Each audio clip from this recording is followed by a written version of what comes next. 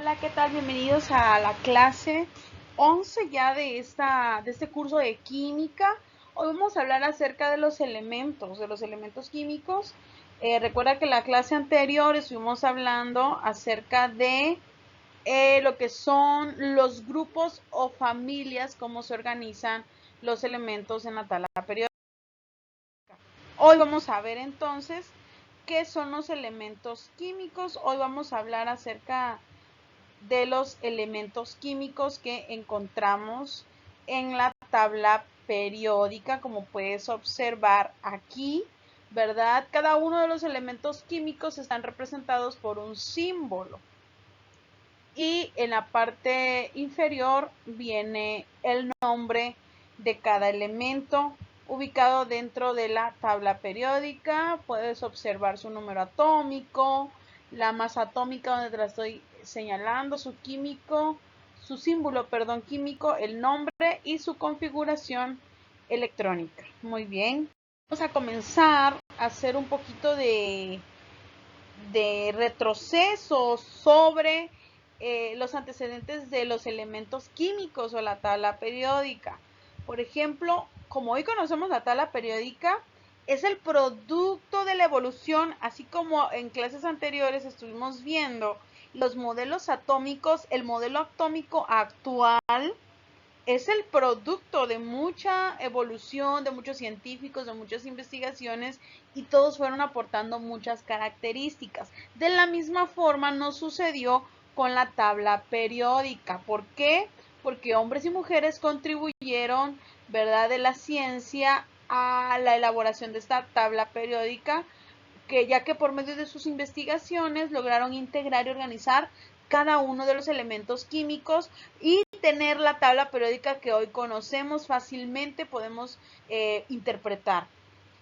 Vamos entonces a ver un poco de la historia de la tabla periódica. Aquí en 1790 el francés Antonio Lavoisier recopiló una lista de solamente 23 elementos.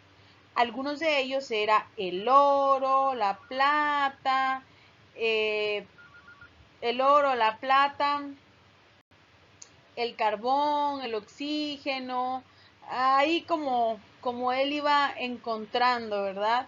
Y en 1829 el alemán Johann Dauverdier organizó los elementos químicos en grupos de 3.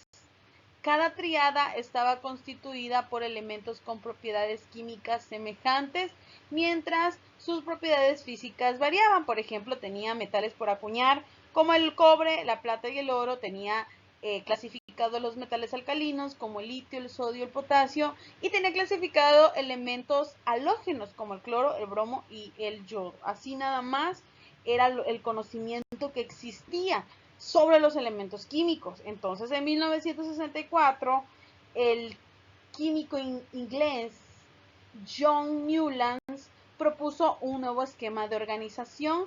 Ahí le metió 56 elementos químicos. Te recuerdo que aquí solamente al principio se creía en 23, de ahí él le incluyó 56 elementos químicos que se conocían, y él observó que una vez que colocaba los elementos en orden creciente de su masa atómica, después de 7 elementos, en el octavo se repetían las propiedades del primero, así como lo vemos, 1, 2, 3, 4, 7, y seguía y se repetían las propiedades del primero, así como lo estamos viendo, ¿ok?